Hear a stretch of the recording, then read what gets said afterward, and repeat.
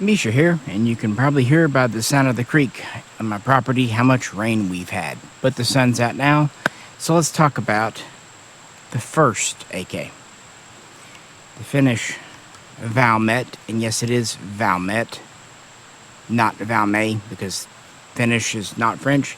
Finnish is very confusing, to me anyway. I'm sure to Finns it's perfectly fine. Or maybe it's confusing to you guys too. Anyway, this is the first AK semi-automatic we really ever got in America. Before this, there were just a few amnestied select fires back in 1968 that came back from Nam and other wares. But yeah, this is the first one to get approved, brought over by good old Sam Cummings, Inner Arms, who pretty much brought the coolest stuff over through the 1990s. We're going to talk about it, but I want to give it a more honest view. You know, recently I put out a video on the WBP and the Arsenal and the Romanians and the Zastavas. It's very clear that any AK gets criticism. Then again, people kind of mythologize all the pre-bands, Chinese, Hungarians, Egyptians, and of course the Valmets. Look, I think they're great, but they're not without their flaws. So if this was around today, would people still... We'll see. As always, if you could, please do like, share, and subscribe. Like to help support the channel, check out the link to Patreon, or you can do a one-time super thanks here on YouTube. Now, this is one of the less common AK semis in this country. Therefore, it is definitely a collectible and not one we can shoot, right?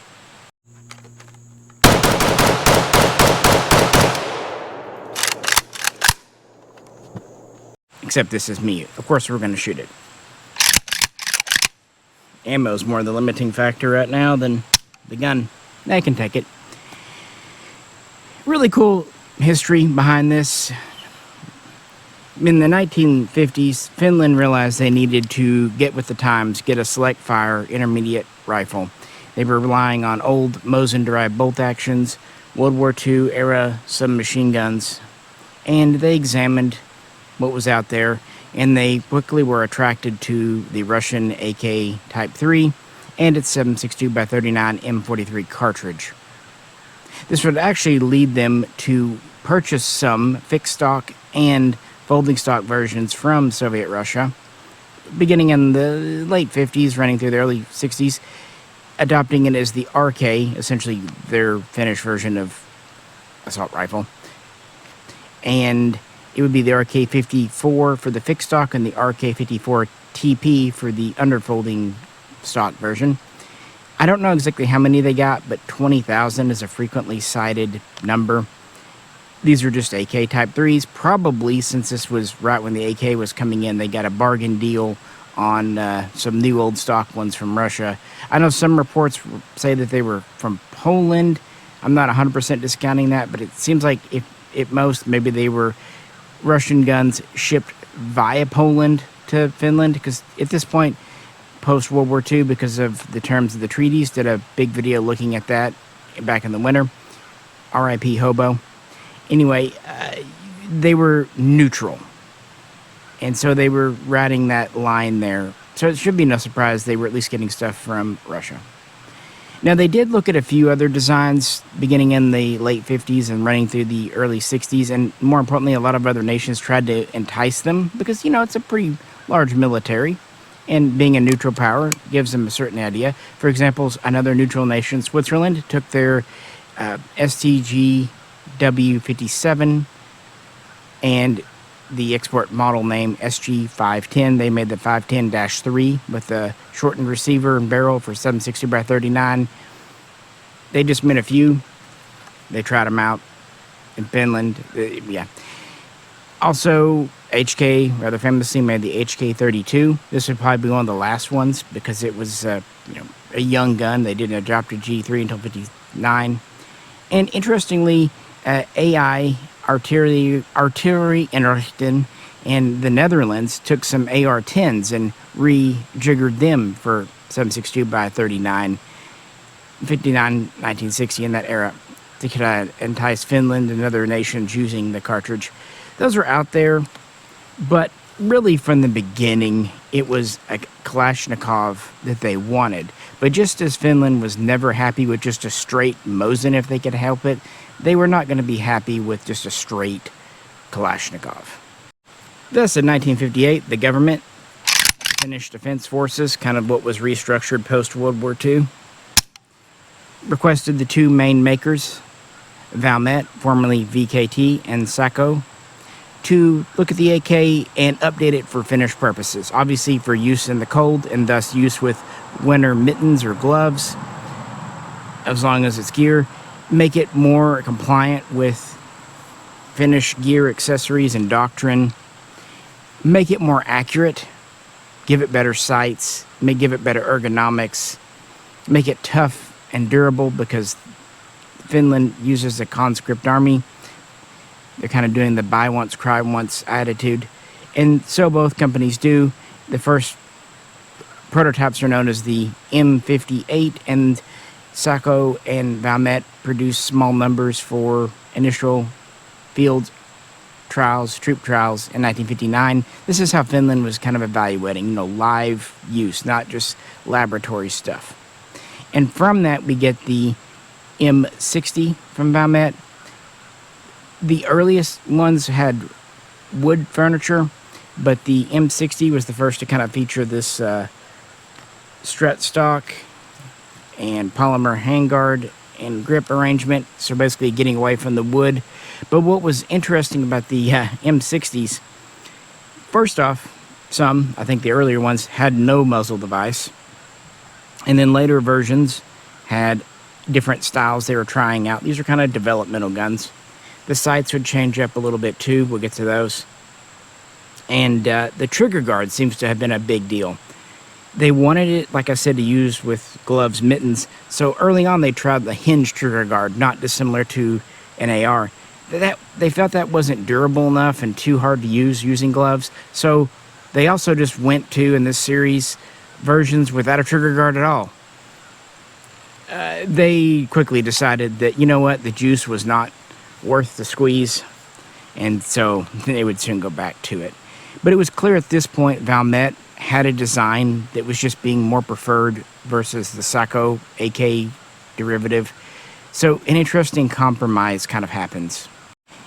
Basically, as they're working on the next version, to be known as the M62, they noticed that the barrels out of Mishaco, which were hammer forged, seemed to be a little more accurate.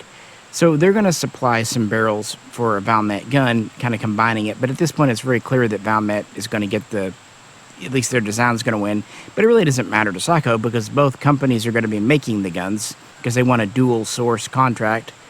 They also want to make ammo and magazines and all that domestically too. So no big deal there. So no one feels left out. Thus, by 1962, this version here is tested out, and it was formally ordered on December 19, 1962. Real quick, I just want to mention that it seems like around 300 and 350 developmental Valmet type rifles were created. I don't know if that is just the M60. It might also include the M58. There's a whole lot to know. Just wanted to mention that. Okay, so getting on to the M62, adopted as the RK62. Yeah, this is pretty much what we have here. We get the cheese grater handguard, which is metal with polymer. Really, it's more of a bakelite. It's a hard, shiny. On the handguard, exposed gas tube, you get a polymer-coated pistol grip. Again, it's metal inside. And you get a welded-on metal strut-style stock with a polymer cheek rest. And it even has a cool cleaning kit storage compartment in the butt we'll look at here in a minute. This is built on a milled receiver. It does have pretty aggressive lightning cuts on the sides and on the bottom. It has a 16.5-inch hammer forged barrel, but And this is kind of one of the points of criticism I'll give, at least if we were reviewing it from a modern point of view. It is not chrome lined. People fuss so much today about the HK MR556A4 not being chrome lined. They didn't either. Why? Maybe accuracy. Maybe they just didn't feel like it was necessary. Also, with the 62 version, we get the unique 3-prong device. And it does have the new style of bayonet lug right here. It is screwed on, but it's also cross-pinned on, so it won't work off and it's timed properly. Again, for accuracy, this is a relatively thin barrel. And that's probably for the best because this is not a light gun. Probably another point people today would criticize. They say the arsenals are heavy. Well, this thing weighs about 7 pounds, 12 ounces, unloaded, no mag in it, just as you see it here. Of course, internally, it's a typical Kalashnikov working system. Trigger, bolt, all that. But externally, it does look pretty different because it's a no wood allowed type gun. In addition to using the barrel to try to squeeze some more accuracy out of the 7.6239 cartridge, it's these sights. You have the hooded front post. Notice that there's no hole in the top to adjust it. You just drift it for windage. And then you have this rear sight mounted on the top cover. It is a peep. It does have protective ears, although notice that it does stick up above them. And it's adjustable from 100 to 600 meters. And it also has a flip it over battle sight for night use. And there's also a battle setting for 150 meters, just kind of zero it in. That's another point that maybe today people would criticize, just having your iron sights mounted on the top cover. Now granted, thanks to high quality precision manufacturing, it fits fine, even though this gun's quite old now. It's also why the serial number is on the rear sight. There aren't many serials on these guns, but that's one of them because you want to match them where they don't fit too loose or too tight, and they do zero in with your front sight. And they really like this long sight radius. I think these sights were one of the reasons the Valmet was kind of picked over the Mishaco design. And this is one thing they really seem to enjoy with this gun. This is the pebble grain leather sling that was used. It's essentially an adaptation of what we saw early on. It just has this clip here. There are a few variations. The early ones have these kind of two dimples. Later ones would have one, and then even later you just have a kind of two-piece stamped attachment up here. And some soldiers would even get a second clip for the slings there. Thing up here to put it on your stock so you could disconnect it in two locations. Let's talk about one of the most important accessories, the magazine. This is the original style. Very similar to a European first variant ribbed. In fact, I've got one here. It's just one of the cabin range mags I use. Yeah, very much Russian, Polish based, what have you. But Finland is going to Finland. They did want interoperability because they did have those RK54s as an interim solution while this took time to keep going. So they had tens of thousands of mags already, plus they could get them from elsewhere. But they wanted to do a few updates that wouldn't affect things. So, by the way, here is the mag pouch. These are often attributed to being Finnish made, maybe. They could also be Russian made. They're basically an exact copy of the early Russian. Small pocket here for an oiler. Holds 3 mags. I should say early Russian AKM. Of course, Finland wasn't too big on pouches. So here's another mag. The ribbing and everything is very similar, but on the body, they do have different witness holes. Typically, your European mags just have one to show 30 rounds back there loaded. The Finnish mags maintain that. plus you get an extra one here. See? Up there. And I believe that's to show, well, either 10 or 5 or getting close to empty. I'm not sure. Yeah, you might want to get 10 in there. Either way, there you go. That's how you can tell the body. Plus, on the lug back here, there's usually a T stamp. Those are made by Valmet. I believe the T is from the VKT part, the Torv or whatever name. Some have also said theirs have S's, which could be Mishaco. Take it for what you will. Otherwise, the welds are the same. They have a blued finish. And then, of course, they famously have the lanyard loop or dingus or whatever on the bottom. With another original mag with the lanyard, it is a smooth bolt through. No one can take that away from it.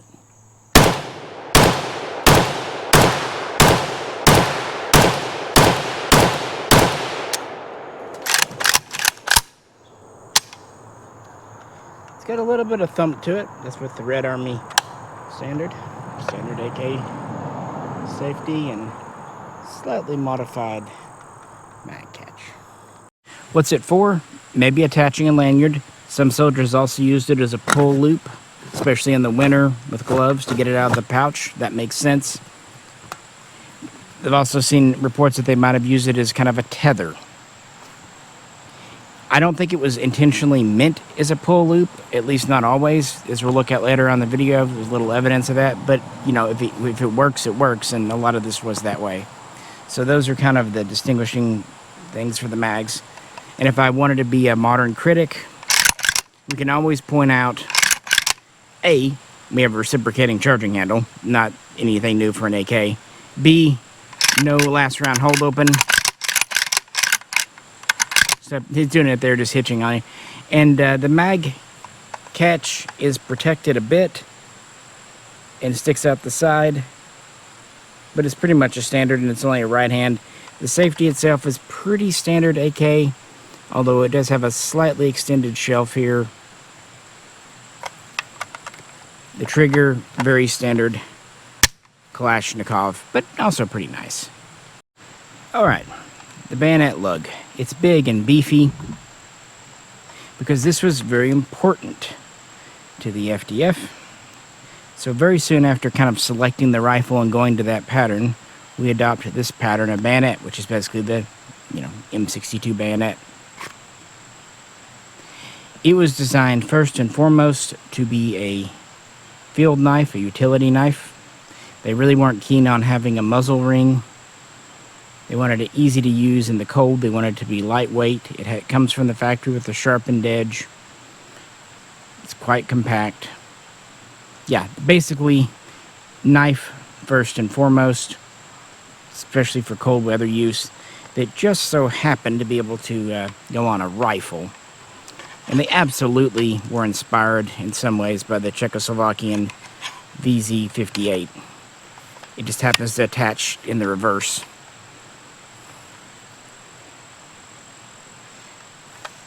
Like so. Obviously no built-in wire cutter, although the flash hider itself, hence the little notches there, could be used to twist it up and cut wire that way by literally firing a bullet. Not exactly the most silent way to do it, but yeah, this was important to them. In fact, they trained soldiers, conscripts from the get-go, how to mount and dismount this rapidly, how to use it as a combat knife, a utility knife. Yeah, in the 60s and 70s, even in the 80s, training was, given for this. It is a cool knife. These are made by Fiskars and Hackman, two different companies. There are also some unmarked ones. The early ones did not have the name on the grip, but by the early 70s they did. Pretty much unchanged, phosphate. I've had some with more of a blued feeling finish, and the clip point length changes a bit. Another thing that can change on these just over, production time and variation are the scabbards. They're pretty much, all I've seen have all been made out of pebble grain, kind of hard leather. They're designed for easy removal, but it also retains it fine. The main variation you'll see, in addition to just the leather changing, are the rivets, the number of rivets. This one has quite a few. I've had them in the past where there's just 3 or 4. So that's the big variation. Simple belt loop. Pretty much the same kind of leather to match the sling. And finally, let's move around here. Pop open our butt trap to look at our cleaning kit. You actually come from the underside, push out, and rotate. Except I'm at a weird angle here, so be right back. Yeah, it's just kind of spring steel with a rivet, and it just rotates, and you have a cleaning kit in a pouch here. You just kind of fish out with your fingers. Again, angles. It actually pulls out quite smoothly, and there's actually a small spring in the base of this, I guess in case things bounce too far. And there is a bore brush, a cleaning rod, and even a side adjustment tool in here. It could also have an oiler, but I found it makes it fit a little tight, so I moved my oiler to the mag pouch, as you already saw. It's just a plastic one. And typically, these are issued with 3 mags, as far as I'm aware, although I'm sure some forces would get more. Now, it took them a little time to get production going. Yeah, they were officially ordered at the end of '62, but why did full-scale production and adoption and being spread throughout the FDF not happen until '65? A couple of reasons. One, they ordered new tooling from Russia to make the machined receiver and all that. This is a pretty big leap forward. You know, with the Mosins they had before, all the different variants, they were basing them on Russian receivers, if nothing else. Well, they're going to make these all from scratch, even the mags. Even when the tooling got in, it wasn't up to finished specs. They had to work with it, train people up. It took time. And they're setting up at Valmet and Mishaco. Valmet seems to start shipping at least production models in '64, Mishaco in '65, and this is when we finally start to see these spreading throughout the FDF. But they're going to order hundreds of thousands, so it is going to take some time to kind of spread out there. I will say this, though. Once this pattern here is adopted, we don't have a ton of changes, at least for about a decade, although there is kind of one important one a couple of years into production. In 1968, they introduced low light or night sights with luminous paint or tritium or whatever, and that means that the older versions made in the first few years are kind of retroactively referred to as RK62 TP, meaning the ones with night sights are just the RK62 standard now. And this version does have them, although they are long dead. The front is a typical flip paddle here you'd be familiar with. For some reason, mine is very stiff. And the rear is quite interesting. For it, you do flip it over again, like so, and there would be luminescent inserts here and here. You can even adjust it via a screw here, although I'm not really remembering the ranges as such. So that was an update, and that's about when this version would come into America. One complaint, I think, if this just hit the market now, this may get, would be the dreaded being overgassed. Now, it's not. It's an AK. It's perfectly well gassed for what it is. But this metal construction, metal stock, no recoil pad, and kind of a thin fit, it does feel like a folding stock, but it's not. And of course, not really fair to compare, but people would also complain that you're stuck with this stock, this grip, this handguard, especially the grip and the stock. They're pretty much just welded on. The handguard, at least you can remove. It requires a spanner, but you can. And even the finish, it's fine. It's a perfectly good finish, but it's a utilitarian. And I believe this is actual phosphating. I don't believe it's a matte blue. It feels an awful lot like phosphating. If it's a matte blue, it's very matte. But it's certainly not a super attractive finish. Now, I have seen later Valmet imports that have a more glossy, commercial-looking finish, but these original ones do not. With that, yeah, let's talk about Inner Arms and Sam Cummings. Around 1968, 1969, right as Valmet, and for that matter, Mishaco, but it would be through Valmet since it's their design, we're getting things up and running for the RK62. Yeah, Inner Arms, who had a long-standing relationship with Finland, they did a lot of exporting out of there, would get a semi-automatic version and get approval from the U.S. government and import these, the M62S. M62 was also used by Valmet for a select fire international version. I don't know exactly when these first started coming in, but it's definitely by 1971. So realistically, let's say they hit the market in 1970, maybe in magazines by 1969. It seems like it was definitely after the Gun Control Act in 1968, because all of them do have import marks, Inner Arms. There are a few reports of unmarked ones, but, well, that gets into a whole other level of authenticity and were they samples or whatever.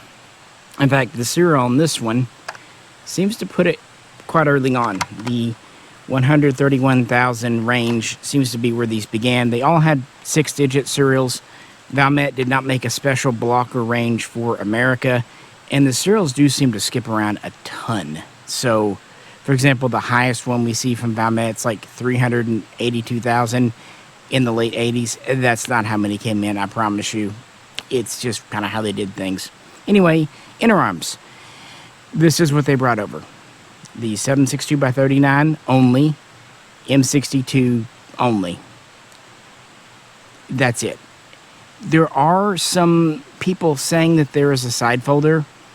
Every time I trace it down, every time someone says, oh yeah, I had an M62 side folder, it's always either second, third hand info, oh, my buddy had it and I saw it once, or I had it years ago and I asked them, do you have any pictures? And no. Now, I'm not saying they're lying. I actually think they're misremembering. Either they see this strut-style stock and go, oh yeah, that's obviously a folder, or they're thinking of something from the later M76 line, which, yes, there were folders.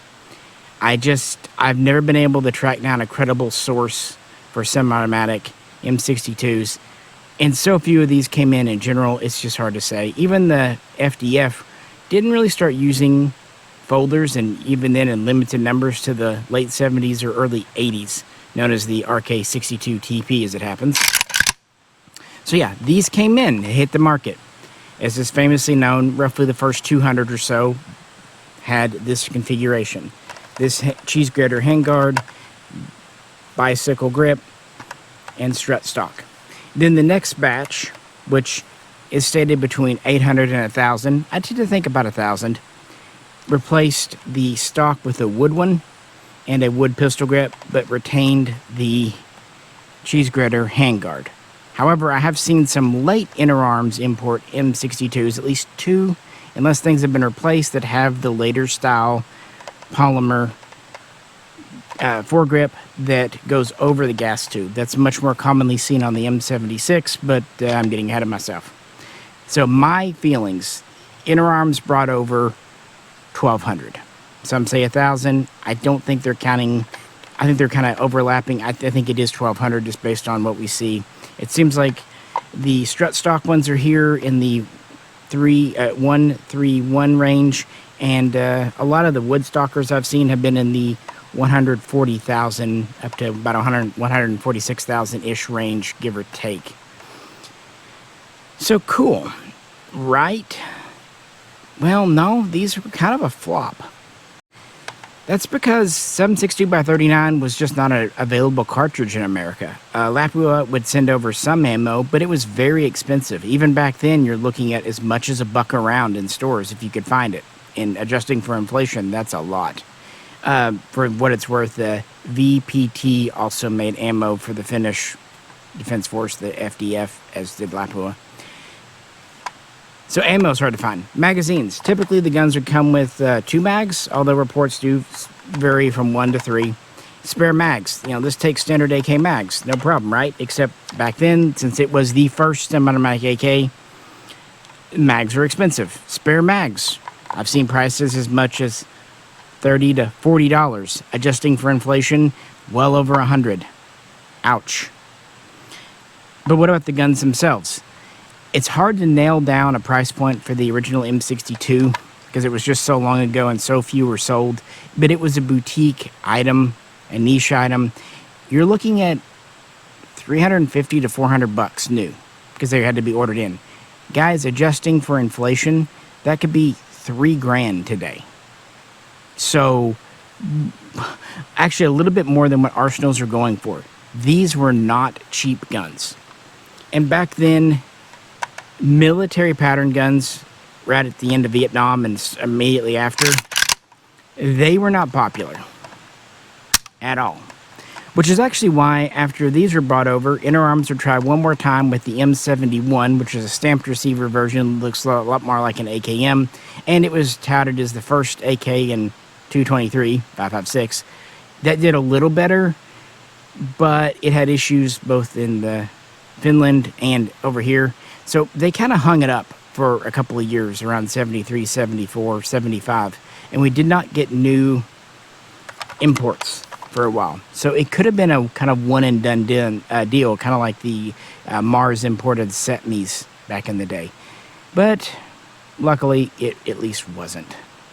Now let's try it with one of the early pattern polymer green mags. How about if I take the safety off? At least AKs let you know.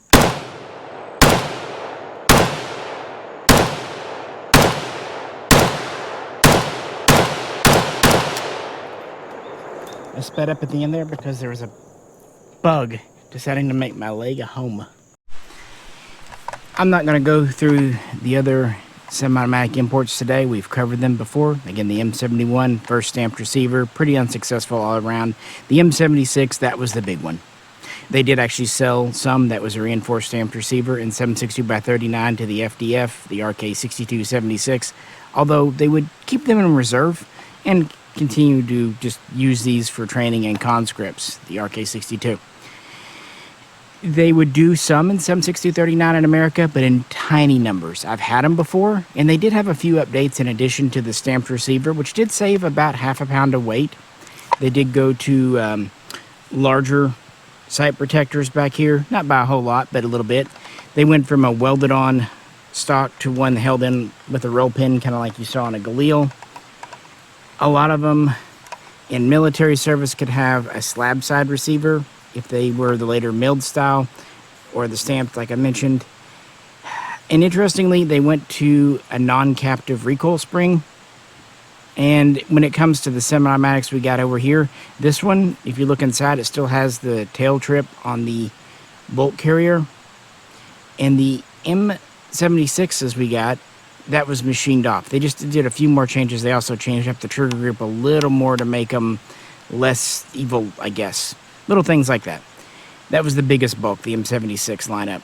The M78 was the quote-unquote RPK, which was cool. We got a lot of 308s here. The 223s and the 7.62x39s are quite uncommon. They tried them out in Finland, but didn't adopt them. And then there was the one that I've never owned, the M82, the bullpup in 5.56 we got over here. Never had any interest in those. Heck, I even think one of the last versions, the M88, the Hunter, was more interesting. And then, of course, as we know on this channel, in March of '89, George H. Bush, the first one, passed an executive order, tough on crime, blah, blah, blah. Effectively, it was a ban on such guns. But it really didn't matter for the Valmets because the company Valmet was divesting itself of its firearms division.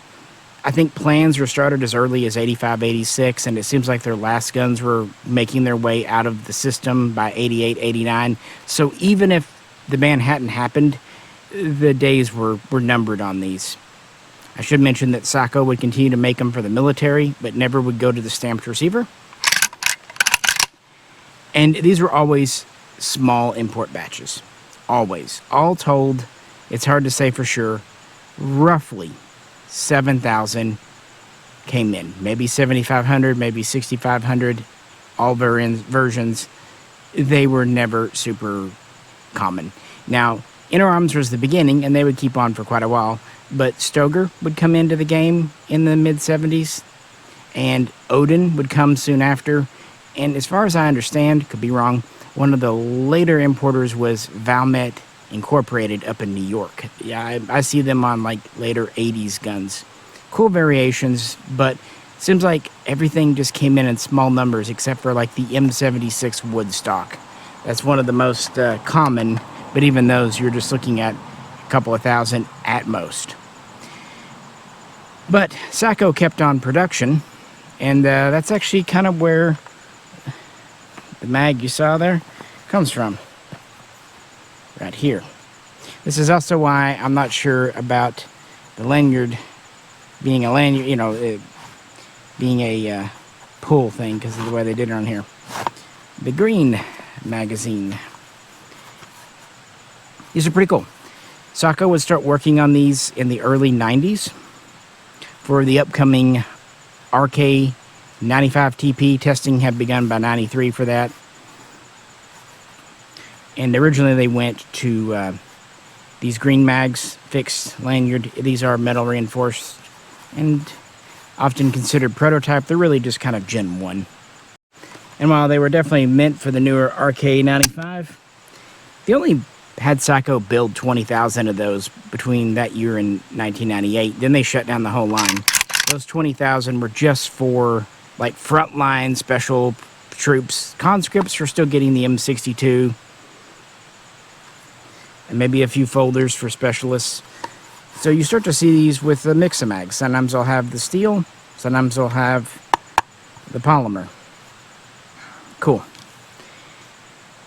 Kind of funny how they just made that small batch, but then again, post-Cold War, there were a lot of budget cuts and what have you. And while Valmet, as a firearms maker, was gone, a lot of their stuff would go to Mishaco. They would make a semi-automatic version of the RK95 known as the M92S, but since it's post-89, none ever came into America officially, and a few that came in by other channels, Larry Vickers, I kind of dread to think what the fate was. And they did not make very many. If they only made 20,000 of the select fire, they made even fewer of the 92s. Even in Finland, they're expensive and rare. Sad. I think we'd all like to have them. It's kind of a Galil meets Valmet. That's a whole other thing in and of itself. But, you know, what do you do? And that was kind of the end of it. You get into the 2010s, and there's actual talk about replacing the fleet. How many did Mishaco and Valmet produce? The number 350,000 is usually touted. And I don't believe that typically counts the RK95s, but it might. They thought about going to a more common NATO thing. They did say that they had that many in 2015, but in 2019 they announced the RK62 M series. And of course, you know, M for modernized. And they had kind of three tiers of updates. The base model that all the existing rifles would go through would replace the fixed stock with a telescoping stock. Would also make a over-the-top scope mount standard. They would go to a new safety selector pattern and change up like things like the sling and a few other accessories. Also, by this point, they did have the bayonet lug, but it's not nearly as common to get soldiers trained on it. That was known as the RK62 M1. Let's try another green waffle. I've heard a blue waffle, not green waffle, without interference from creepy crawly friends.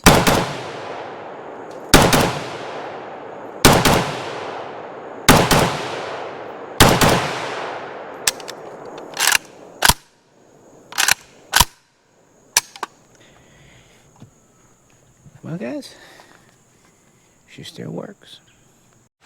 The M2 would take those same updates, and go further by giving it a modern fore-end compatible with accessories. It also would finally get rid of the rather legendary 3-prong flash hider.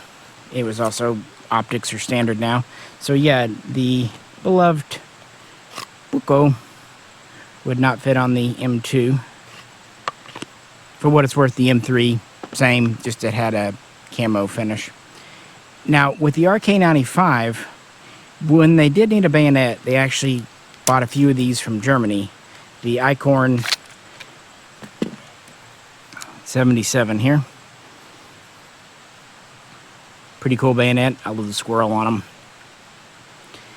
And I believe that the M2s, M3s with their new flash hider and new accessory lug, if they do need a bayonet, they would mount more or less a Stanag type like this.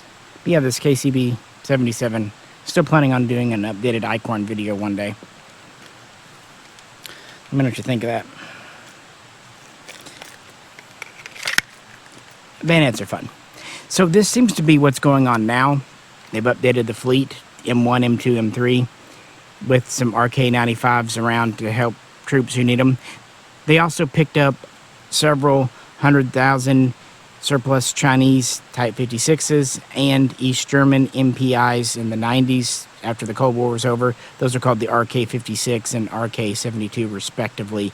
Just like with the RK76s that they have, they're pretty much in reserve in case of war. Can't imagine with their neighbor and their history why they're worried about that. And the idea is to keep the updated RK62M in service to at least 2035, so another 10 years. So these days you can see the Finnish guns with the waffle mags, the metal mags, and you might even see some East German or Chinese slip in. Now, as I said a minute ago, this was the earlier version in green. There was a later version in black that are extremely hard to find in America. In fact, I felt lucky just to find some of these at Numeric years ago for a good price. They even came with the pouches. But this pattern of mag, if it looks familiar to you, this directly inspired a rather famous mag in America, the Arsenal, the Circle 10, the waffle. Reinforced, black, just no lanyard attachment point. Yeah, this is a direct thing because Arsenal released these in the late 90s, early 2000s, and you see a lot of that. Hey, if nothing else, they're the kind of the two milled AK makers left in the world.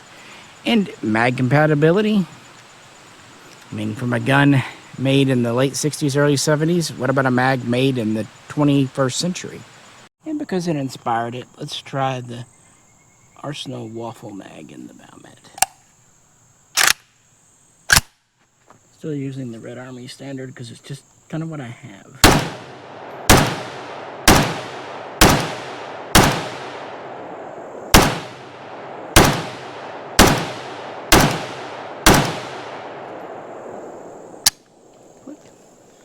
Safety is quite smooth on this, but it's not going to accidentally move when you don't want it to.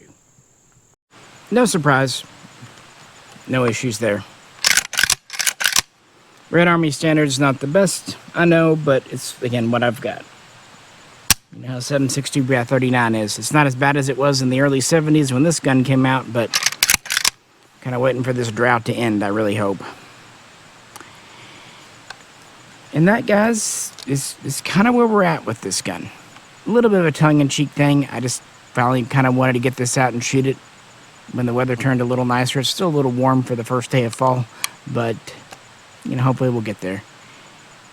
I've talked about my personal history on these several times. I'm not going to go into it now. Done videos on even some rare guns like the M76 side folder. You can check that out from about a year ago. And also talked about the M78 RPK. I've owned several Valmets over the years. I'm down to just this one because this is the one I always wanted. This variant, this exact one. And I got lucky, I'm not gonna lie. I got into these not long before the price went crazy. These were always expensive, but there was a time when they were at least commensurate with Chinese, even a little cheaper sometimes, depending on the model, Chinese guns or any of that. It's only in the last few years that these have really gone up, and I couldn't justify it. These are great guns. They really are. But because they're pre-banned, because they're rare, people have mythologized them. It's just an AK. And doesn't have a chrome line bore. Doesn't have any really unique features. It's a machined receiver, but so are several others. It is a military service gun. Very, very close. Since it's such an early import, that's cool. But we've also got some other really cool imports. I think if we were to judge all AKs equally, we would find that the pre-banned guns aren't quite as good as we imagined. And maybe by comparison, we would be a little more forgiving of some of the shortcomings of modern current imports. And that's kind of my message here. That and just driving home some fun history. Fun to me, hope fun to you. Anyway, the very first semi-automatic AK in America. I would love to say it'd be great to get new semis from Finland, but they're not really making AKs anymore and haven't done for decades, and they're not likely to start up their production line just for us. And if they did, based on everything else happening with exchange rates and tariffs, they would probably be a lot more money than most folks would want to pay. But let me know what you think. And if you haven't, check out the previous videos. Go from there. I've covered pretty much all the pre-bans over the years as well. Had a lot of fun with this old gun. And it is reliable, as you'd expect. With that said, appreciate you hanging out today. But for everyone that's having a good start to their autumn, if you could, like, share, subscribe, absolutely comment. Like to help support us, you can do a super thanks, or you can go over to Patreon. With that, this is Misha. Catch you very soon next time.